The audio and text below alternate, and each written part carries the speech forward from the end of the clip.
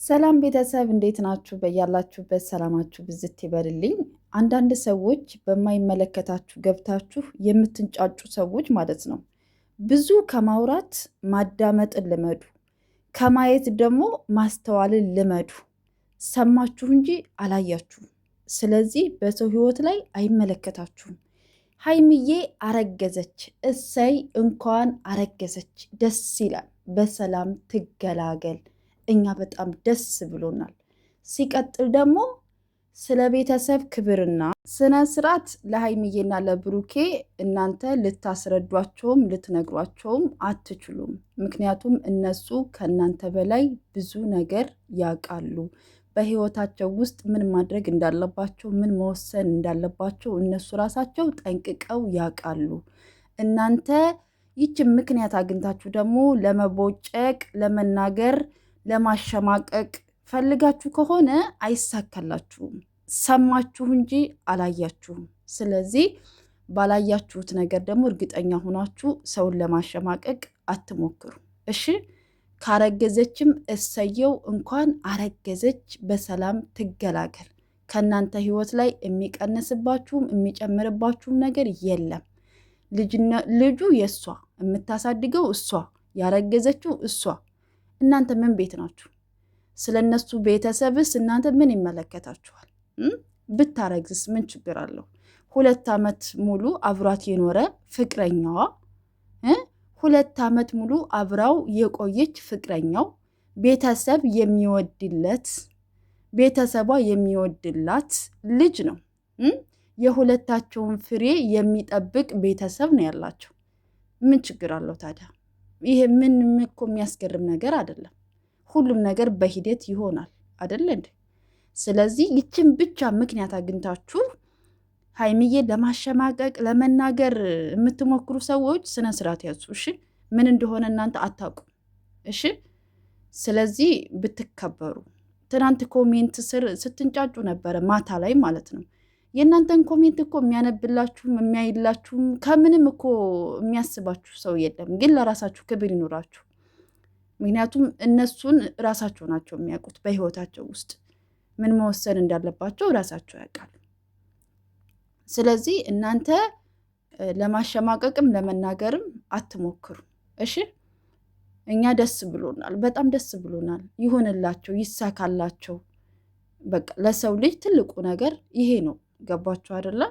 ከሆነለት ከተሳካለት ከዚህ በላይ የሚያስደስት ነገር የለም። ግን ደግሞ ምክንያት እየፈለጋችሁ ሰውን ለማሸማቀቅና የሆነ የበታችነት ስሜት እንዲሰማው ለማድረግ የምትጥሩ ሰዎች ካላችሁ እናንተ ራሳችሁ የበታችነት ስሜት ስለሚሰማችሁ ነው። ስለዚህ ስነ ስርዓት ይኖራችሁ ማለት ነው። እና ማታ ላይ ደግሞ በጣም ደስ የሚል ምሽት ነበረ። ጌም ሲጫወቱ በጣም ደስ የሚል ምሽት ነበር፣ የእውነት ማለት ነው። ስለዚህ በሰው ደስታ ለመደሰት ሞክሩ። ኮሜንት ስር እየገባችሁ የምትቀበጣጥሩ፣ ገስት ላይ ቁጭ ብላችሁ የምትቀበጣጥሩ ሰዎች አርፋችሁ ተቀመጡ። የራሳችሁን ህይወት እየኖሩ ነው። እናንተም የራሳችሁን ህይወት መኖር ትችላላችሁ። ሴት ልጅ ሁናችሁ ደግሞ ሴት ልጅ ለማሸማቀቅ አትሞክሩ። እሺ፣ ስለዚህ ህይወታቸውን የሚኖሩት እነሱ ናቸው። እንደፈለጉ ሆነው መኖር መብታቸው ነው። በቃ አይመለከታችሁም። ነገ ወዳ የምታፍሩበትን ነገር አታድርጉ እናንተ ራሳችሁ። ገባችሁ አይደለ? አንዳንድ ጊዜ ብዙ ከማውራት ማዳመጥ ይበልጣል። ከማየት ደግሞ ማስተዋል አለ። የተወራ ነገር ሁሉ እውነት ነው ማለት አይደለም። የታየ ነገር ሁሉ ደግሞ እውነት ነው ማለት አይደለም። ገባችሁ? ሁሉም ነገር ጊዜ ነው የሚፈታው። ጊዜ ይፈታዋል። በጊዜ ሂደት የሚታየ ጉዳይ ነው። ስለዚህ እስከዛው ደግሞ ትዕግስት ያስፈልጋል። ለመፍረድም ለመናገርም አትቸኩሉ፣ በማንም ሰው ህይወት ላይ ማለት ነው። በማይመለከታችሁ ውስጥ ገብታችሁ ደግሞ በቃ ሰውን ለማሸማቀቅም ለመናገርም አትሞክሩ። አይመለከታችሁም። በነገራችን ላይ ሩታንም እኮ ሲያሸማቅቋት ነበረ።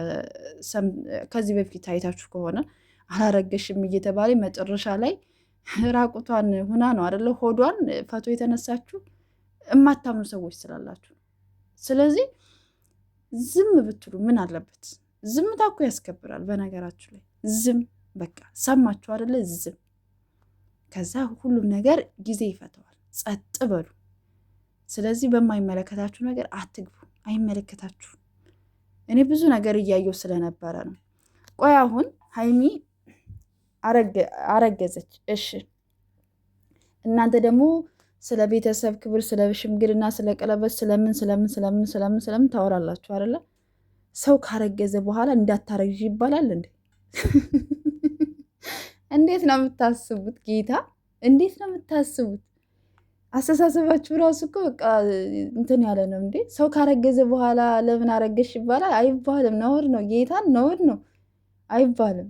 እሺ እስኪ ቀስ ብላችሁ ጠብቁ፣ አትንጫጩ፣ ዝም ብላችሁ ማለት ነው። ደግሞ ምክንያት አግኝታችሁ ለመንጫጫት ነው። ተንጫጩም፣ እነሱ አይሰሙም። አይዶን ኬር አይሰማችሁም ነው የምላችሁ። እነሱ ኑሯቸውን እየኖሩ ነው። እኛ ችግር የለውም። በቃ ተግባብተናል፣ ደስ ብሎናል። የፈለገው ይሁን በቃ ታርግዝ እሰየው፣ አታርግዝም እሰየው፣ ሁሉም እሰየው፣ ደስ ይለናል። እንደፈለጉ ይሁን። ጨሪቃዎች እየወዳችኋለሁ። የእውነት አይላቪዩ ትላላችሁ።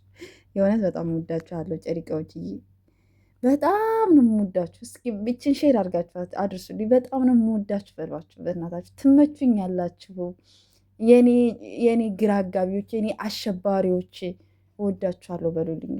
እወዳችኋለሁ ብላለች ብላችሁ ንገሩልኝ። እስኪችን ብቻ ሼር አድርጉልኝ ቆርጣችሁ። በጣም ነው የምወዳችሁ በላችሁ ንገሩልኝ። እሺ ሰምታችኋል። ለማንኛውም መልካም ጊዜ ይወደላችሁ። አንዳንድ ሰዎች ግን አትንጫጩ፣ ስነስርዓት ይኖራችሁ።